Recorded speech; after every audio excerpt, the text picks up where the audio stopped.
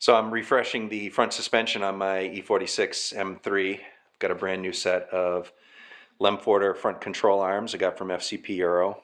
And if you've replaced these recently, you know they are not cheap. However, when I removed my control arms, I was careful to not use a pickle fork because I suspected that my joints were still good, and they are. The boots aren't torn either, which is good. And I just wanted to share a different method that I used, which involved using this tool here, as well as a pry bar and a bigger hammer. And I'll show you. All right, so let's take a look underneath the car here. I can explain what I'm going to do.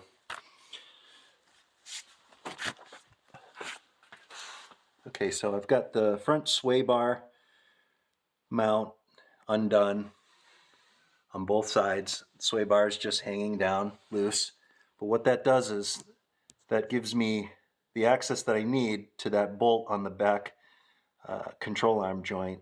Use a 21mm open-ended wrench to remove that. Then what you're going to do is put a pry bar between the front subframe and the control arm and use a hammer right here. A couple hits, that should be enough to shock it, and it should fall down.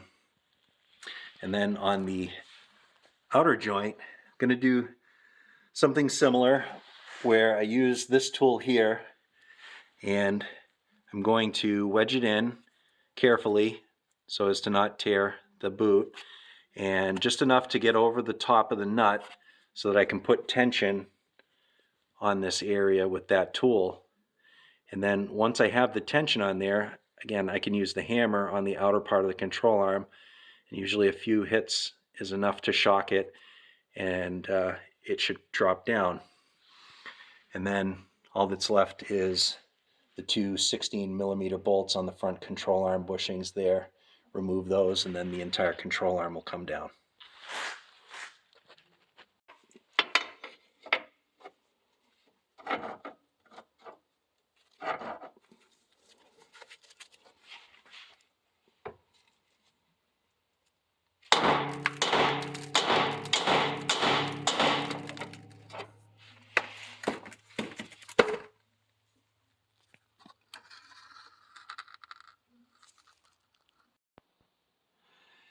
So my video camera stopped recording. I just wanted to show you the tool with it being set up. When I actually started putting tension on the bolt here, within, I don't know, maybe like 5 or 6 turns, it actually separated the joint just with the tool itself. I didn't actually even need to use a hammer on the outer part of the control arm.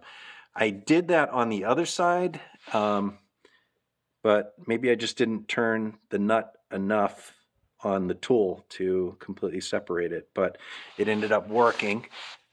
So when I remove the tool here,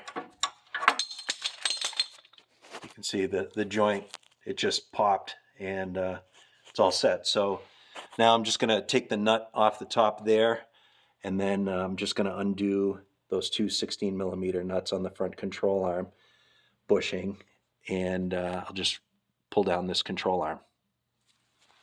So both front control arms are out. You can see this one here. Joint still in good shape. No tears to the boot. Same with the outer joint here. Nice and tight. No tears. So I was able to salvage both of these arms and save myself about $800. Did not have to use the pickle fork. Rather, I used this type of ball joint separator, at least on the outer joint. And then again on the inner joint, just use the pry bar between the front subframe and the control arm, and then just a few hits with the hammer, and that separated it. So hopefully that helps some people out there. They're looking for alternative methods to removing the control arms without damaging the ball joint dust boots.